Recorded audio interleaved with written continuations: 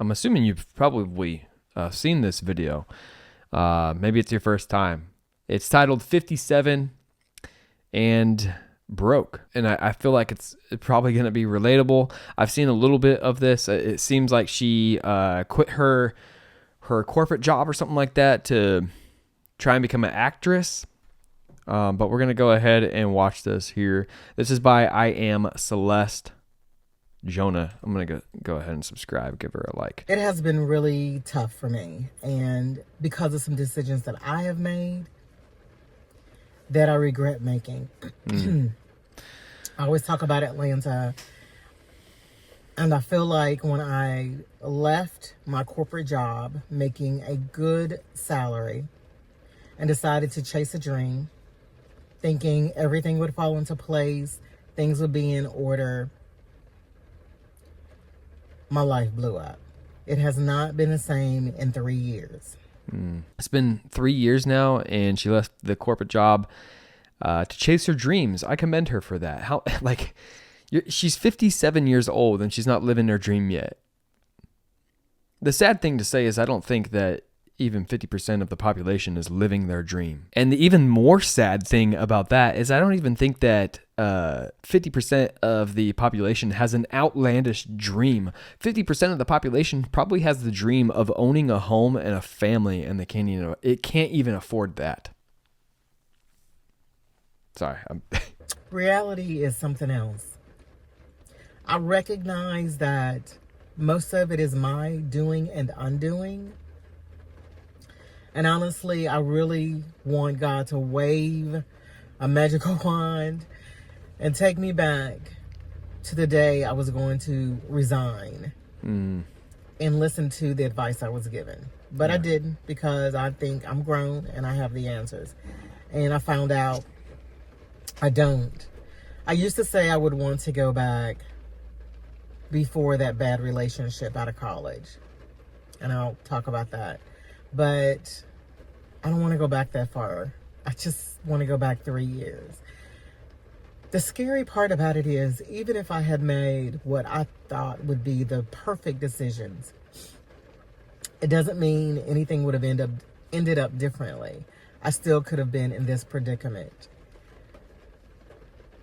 I didn't see this coming. I thought I had prepared. It's interesting to hear somebody. I am 33 years old, and a little backstory here. I am a teacher, and this year I am working a part-time contract because I had a couple little side businesses picked up last year. So my wife and we made the decision that this year I would try to do a part-time contract, meaning I teach part-time. I have a co-teacher and all of that, but it was a risk. It was an absolute risk because even with some of my side businesses picking up, they don't make up 50% of my teacher salary. And that's the cut that I would be receiving. It's interesting listening to an elder speak about this, because there are conversations and there are, sometimes I have this idea of leaving the field of teaching, which is really difficult for me to say and to admit. And there's a lot, and it's not because I don't enjoy teaching. There's a lot that goes into it that my wife and I have experienced this year. But anyways, I won't be able to work a part-time contract next year, not because of finances. Although things are extremely tight right now, we are not thriving. It would more so be like another year to try and see where things go. But anyways, I won't be able to work that part-time contract, and my wife got comfortable with me being home and being able to take care of the dog and all of that, and future planning for families and everything. But it is YouTube is just great because you hear this elder right now saying that she wishes she can go back 3 years ago. She thought she had everything planned. It makes me really consider, well, would leaving my tenured teaching position really be the best choice for me? You know what I mean? Okay. I'm going off on a personal tangent. When I left my corporate job, I was 54, I believe. 53, 54. And I'm on the latter half of my life. And sometimes I think and ask myself, what was I thinking? Was it really that important to you? Could you not have just kept it going and done this later? But I didn't. So I stepped out. I believed everything would fall into place and I would be okay. And y'all, when God tells you something, listen and be obedient to it. And I didn't. And I know that is part of the reason I'm having issues today. When I left to go to Atlanta to pursue acting, I kept hearing, you're not going to need to look for a job. You're not going to need to look for a job. And unbeknownst to me, he had something waiting for me.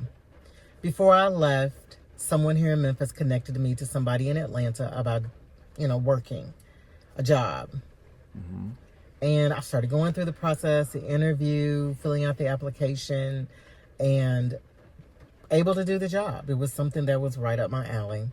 Okay. Unfortunately, I allowed myself to I self-sabotaged. And I said, you know what? I can't do this job.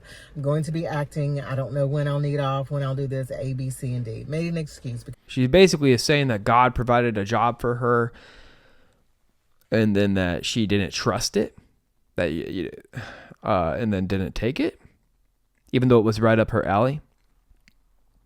I'm not going to lie, the God thing is a little bit... it's a little bit difficult for me. I respect all walks of life. I come from a very religious family, and over the past, I would say, decade, have really distanced myself from that.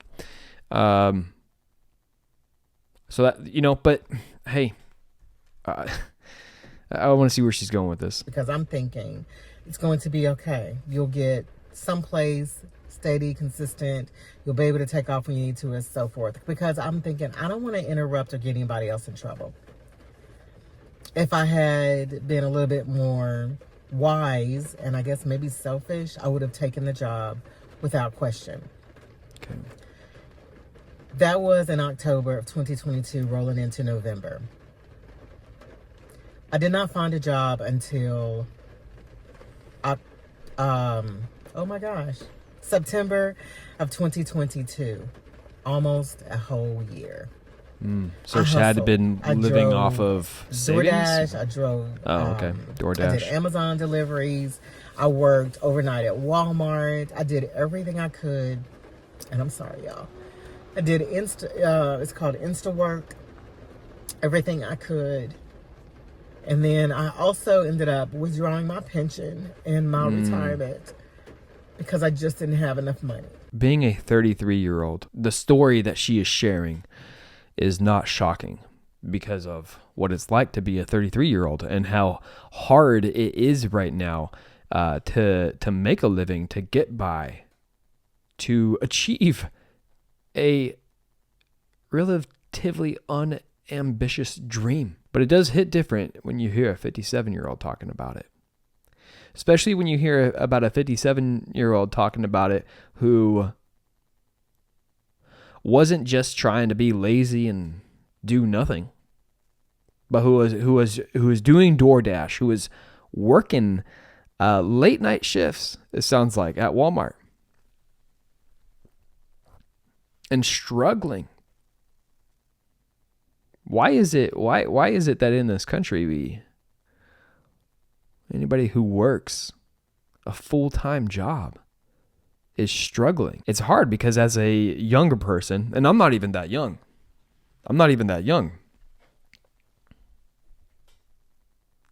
But as somebody in their 30s, it's almost like you become numb to this kind of story. You know what I mean? Several of my friends are living with their parents. Several of my friends had to move out of the state of California to try and go somewhere else where they could afford it.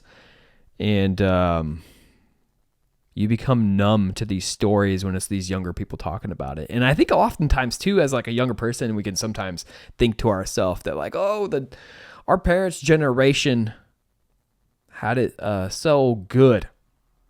And I think that to some extent, we could look at the whole the unproportional relationship of income versus the housing market increased. And I think there is some argument there that we can, say as millennials that we're at a disadvantage in comparison to the our parents' generation. But that doesn't mean that our parents' generation isn't also still living in what we are living in now. So I'm sure there's a lot of people that relate to this. Clearly, there's got to be a lot of people that relate to this. This video has how many views? 518,000 views. I'm sorry, back in August, I moved in with someone, and it was not the ideal situation. I had conversations with this person before, and I should have gone with what I knew. I mean, it's just so sad to think that somebody 57 years old who has a pension, who's working these jobs, has to have a roommate. A roommate should be for your college years. It should be for your early college years and maybe a little bit after that. You know what I mean? But like, it is starting to become the norm in this country to have multiple families in one house.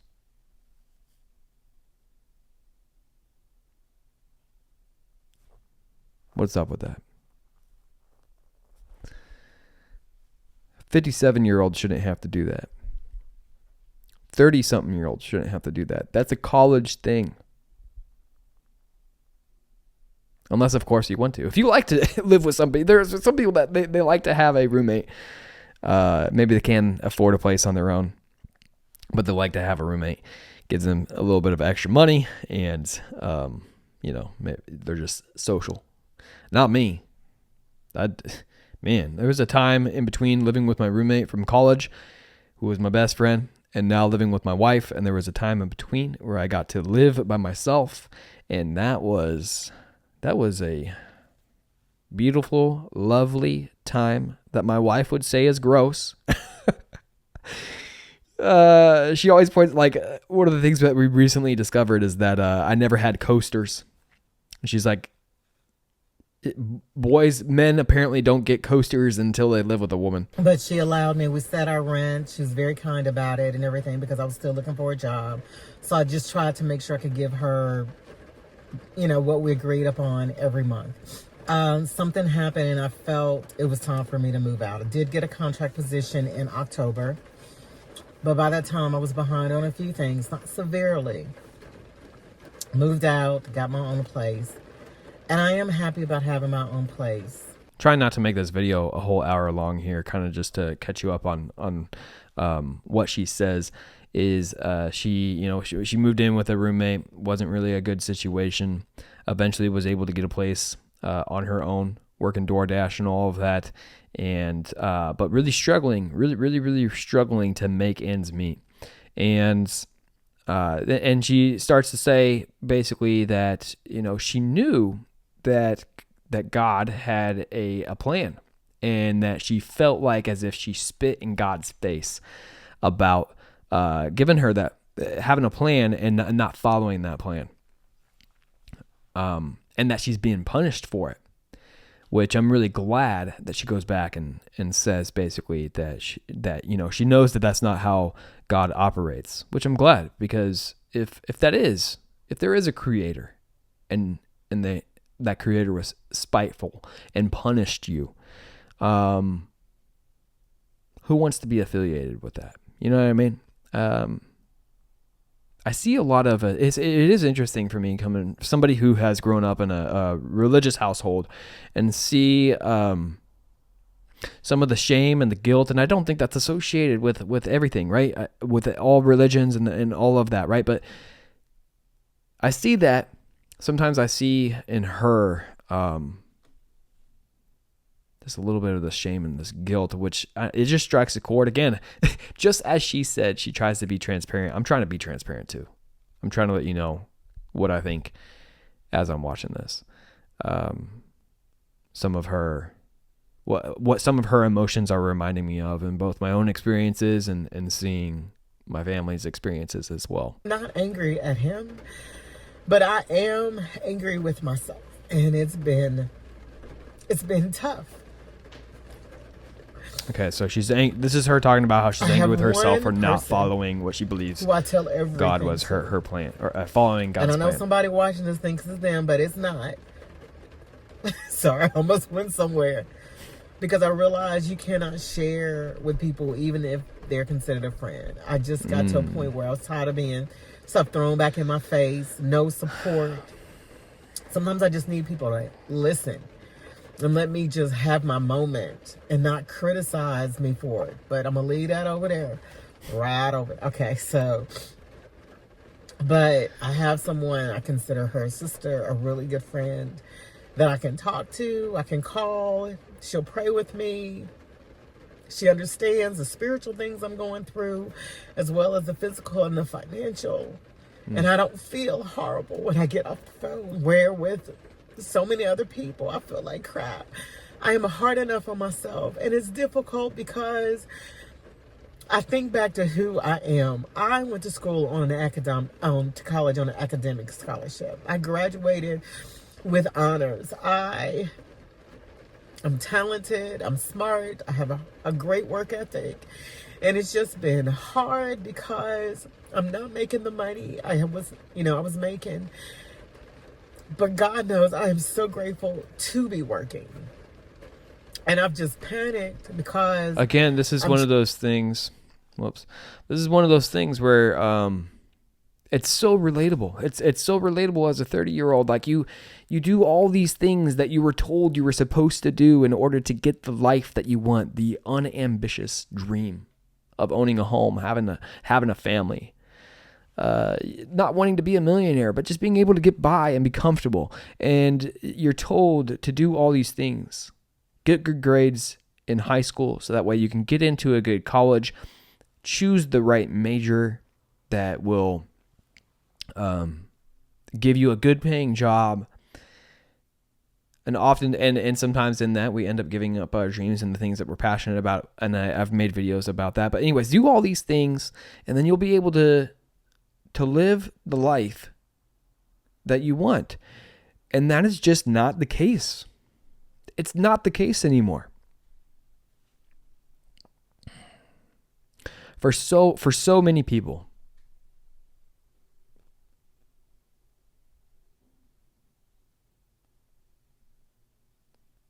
It's a shame. It's one thing to work a full-time job.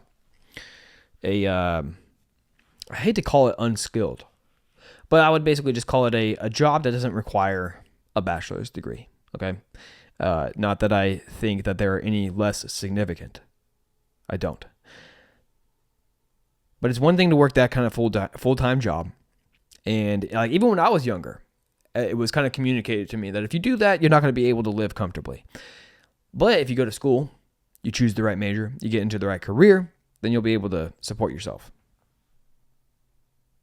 And it's not true. Proportionally, I make more money. Me and my wife combined make more money than my parents did when they were our age. And my parents were able to buy a home, have 3 children. We can't do that, my wife and I.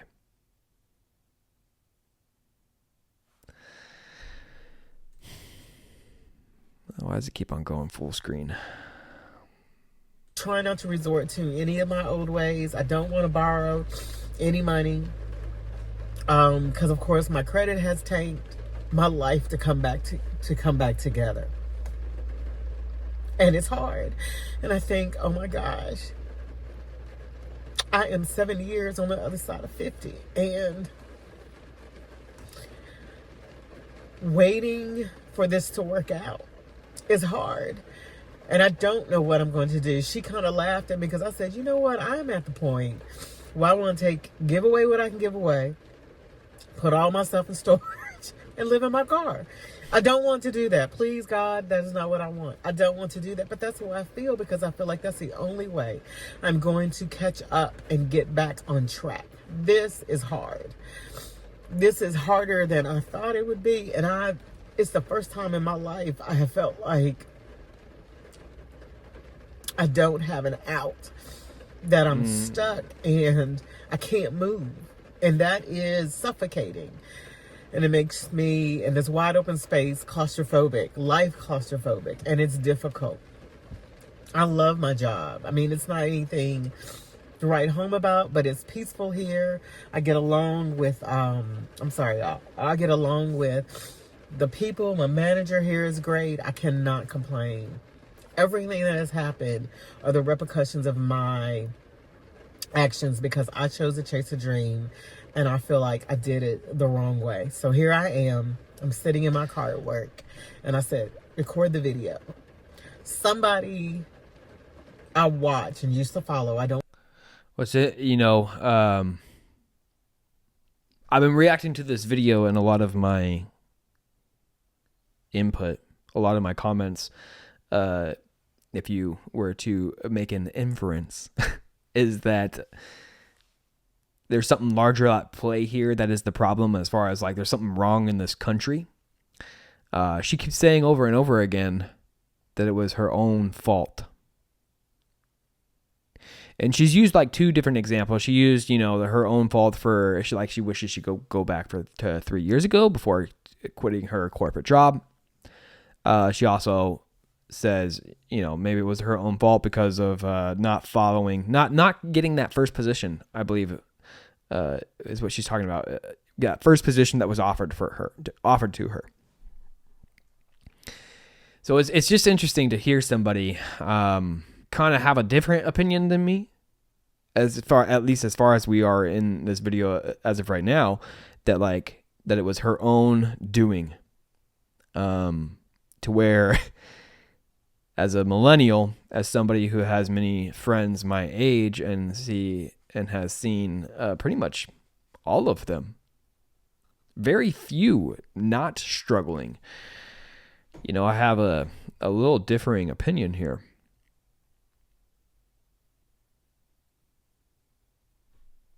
Just in the sense that you should not be struggling so much if you're working full time. Don't follow anymore. I won't call their person's name, but they were a financial guru, said something. Basically, if you financial gurus. I guess you haven't accomplished or gained or whatever, you shouldn't be on YouTube. You shouldn't be talking about your life. You need to basically saying you need to wait until, you're all set and you're good and you can go back and talk about how you made it. Y'all, I'm in it. And I'm going to record while I'm in it. And this is hard because this is embarrassing. Unfollow that person. This is not how I thought my life would be. But there are so many other things I know I have to be grateful for. I'm not, I don't have any, I guess, crazy, I'm not homeless. She says she's not at a poverty level according to the government, but she is struggling. So doesn't that say something about the way how the government or society is set up right now? What is considered poverty? Under 50 or 60,000 now? Under 30? I don't know. I don't know. I'm not exactly sure, but messed up. And again, just kind of speeding things along. She basically ends the video with telling people not to give up, with telling people that if they, are of the faith to still trust. I commend her. I commend her for taking a risk. If you didn't take the risk, how would you ever know if you can achieve your dream? You know what I mean? I commend her for taking the risk. I commend her for making a video like this that is highly, highly vulnerable. Like at the end of the video, go watch it for yourself. I'll link it in the description down below. Basically saying that like she knows people have these thoughts about her, and now she is basically an example of how those thoughts were accurate, and clearly they weren't like positive, good thoughts. So this was a vulnerable thing for her to create, not just because of the fact that she's struggling, but because she feels like it is a part of her own doing. It's one thing to come on and complain about how life is so hard. It's another thing to come on and complain and talk about how life is so hard because you've made it so hard. I think there is an aspect here that younger people can take away, right? Like I'm not like the youngest, okay, but I'm part of the millennial population that is struggling right now, and there is something that we can take away from her in the sense of understanding that it's our own decisions sometimes that do put us into a pickle. I decided to go part-time this year, and it has been a struggle. That was my own choice. When I am trying to decide what I'm going to do for next year, if I decide to leave teaching, which I don't think I'm going to, but if I do, that will be my own choice. And it takes away the pension from me. It takes away the security of tenure. It would be my own doing. And at that point, I wouldn't really have anything to be upset about as far as the country or the government making my life more difficult. So there's something that young people can take away from this. There is a balance. There is a balance between the way that the society is kind of set up to not necessarily make you fail, but to not help you achieve the American dream. There's a balance between that and understanding that it still does take hard work.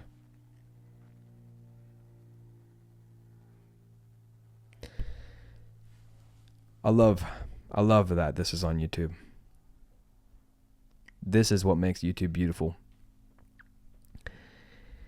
Thank you for watching. I'll see you next time.